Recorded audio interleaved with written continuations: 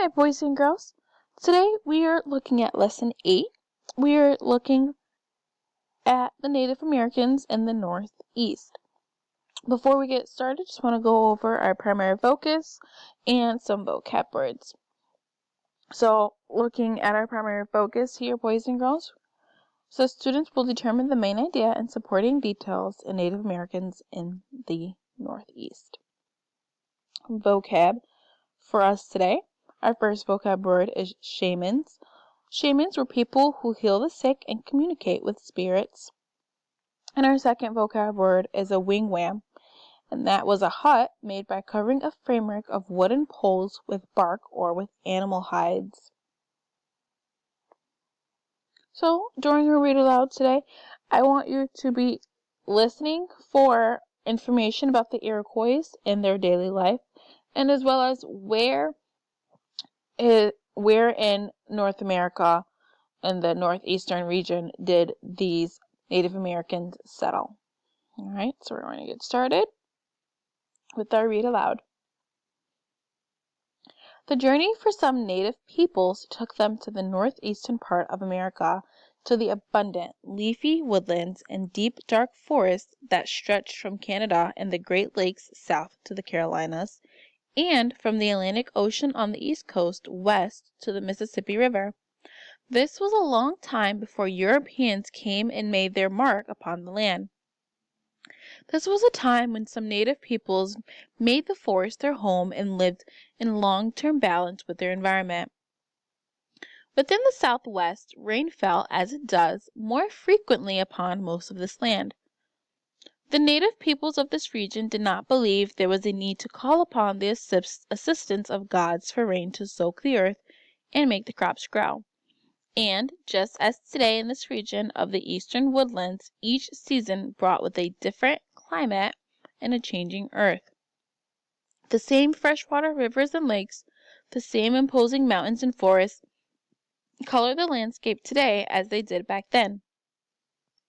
As you have already learned, some of the earliest people to settle across the region were the mound builders, whose culture lasted for thousands of years.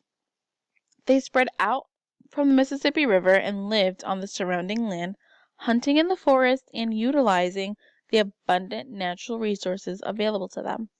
The people who settled in this area are known as the Eastern Woodland Indians.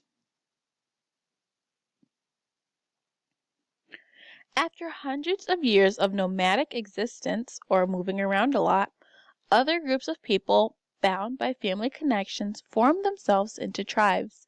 In fact, the Eastern Woodland Indians were made up of numerous tribes. Some of these tribes included the Iroquois, the Mohawken, and the Powhatan. Over time, these tribes established their own cultural identities, which included a range of languages spoken throughout this large area.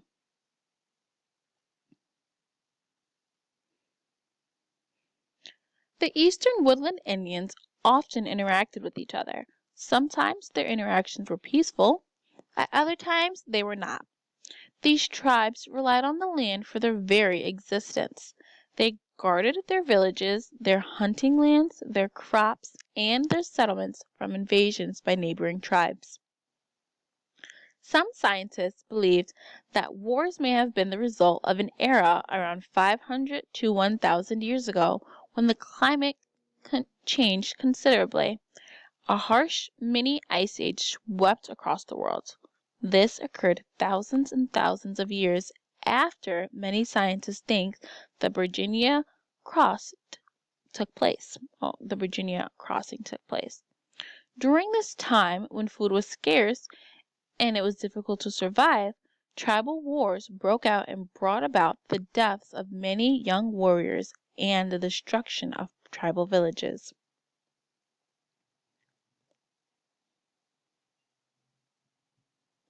Finally, in search of peace, these tribes joined together to form the Iroquois Nation, also called the Iroquois Confederacy. As they negotiated or discussed how they would live peacefully together, they often smoked a peace pipe. As you have heard, the Iroquois did not call themselves by their name. They called themselves Haudenosaunee, or people of the Longhouse. The Iroquois people were actually 5 separate tribes: the Mohawk, the Oneida, the Onondaga, the Seneca, and the Cayuga, that inhabited a large particular area or part of the eastern woodland region. They lived closely in what is now New York and Ohio.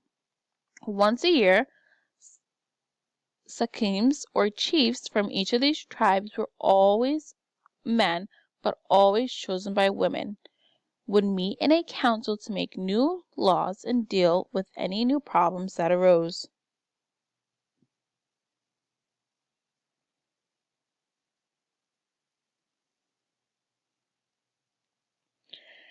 As with all native peoples, the landscape helped shape the Iroquois' culture. It greatly influenced what kinds of houses they built, what clothes they wore, what food they ate, how they traveled, what weapons they had, what tools they used, what gods they worshipped, and even what language they spoke. A typical home for many eastern woodland Indians depended more on climate and available resources than anything else. The 3 most familiar kinds of homes across the Northeast region were the longhouse, the wigwam, and a round roof clay and pole structure. Because their winter months were generally cold, with deep snow covering much of the ground, many eastern woodland Indians, including the Iroquois, structured wigwams and longhouses. Wigwams were rounded structures that looked similar to wooden igloos and were homes in which individual families lived. The longhouse and the wigwam were made almost entirely from wood.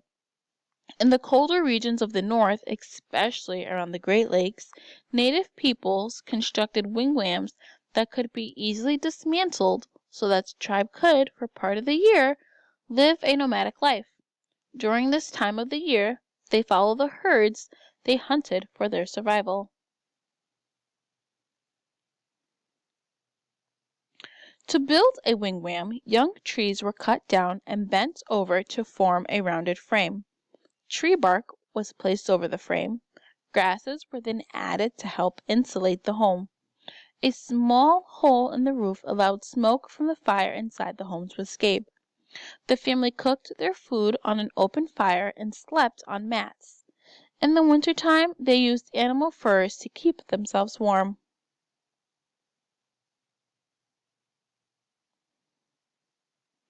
Longhouses were much larger than wigwams and were home to several families that were related to each other. The Iroquois considered themselves to be related to each other through the mothers of their tribe. This extended family group was called a clan. Each clan had an animal name. When a young couple married, they went to live with the bride's family. Some longhouses ranged in size from 50 feet to 150 feet long and housed as many as 50 people. To construct a longhouse, once again, a frame was made using young trees. Bark was placed over the frame and then sewn together. The longhouse had a large central hallway with rooms on either side. The family members slept in sleeping platforms. Some Iroquois still build strong longhouses today for ceremonies. Just like other tribes, the Iroquois made baskets and pots to which to store their food.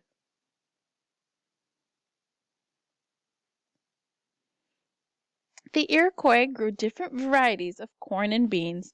They also grew squash, sunflowers, and tobacco. They cleared the land of trees and shrubs and planted their crops.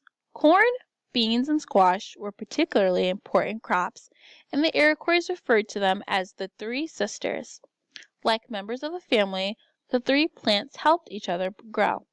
By planting these trees together, the Iroquois relied on the natural relationships among these trees. The corn stalks provided a support for the bean plants, which would wind around the corn stalks. The squash leaves that lay on the ground prevented weeds and increased the amount of rainwater that was absorbed into the soil. Also, The bean plants produced a natural bacteria that made the soil more fertile for the corn and squash plants. In the wintertime, when food was scarce, many Iroquois left their villages to hunt. They moved with the herds and often did not return to their villages until early spring.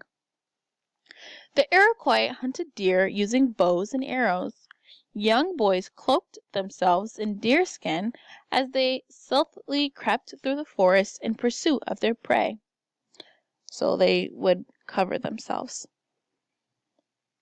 They also hunted smaller mammals, setting traps to catch them.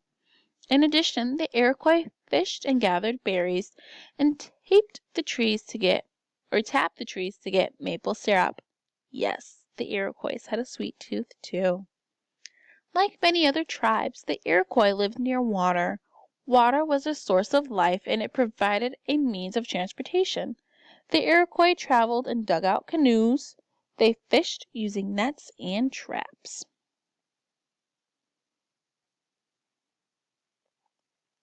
Depending on the weather, the Iroquois wore a range of clothing. In the summer, the men wore a breechcloth, which was a short piece of buckskin. Women wore dresses made of grass fibers. In the wintertime, everyone relied on animal fur to keep warm. Men also wore buckskin moccasins on their feet. They used dyes, beads, and quills to decorate their clothing as well as their skin. Very important to the Iroquois was something called wampum. Wampum was an artistic way of communicating important thoughts and decisions. Wampum had belts and necklaces made from colored shells. The color and design of the beads could tell a story, or they could be a symbolic means of communication. Wampum could also be used when trading. It was therefore a kind of currency or money.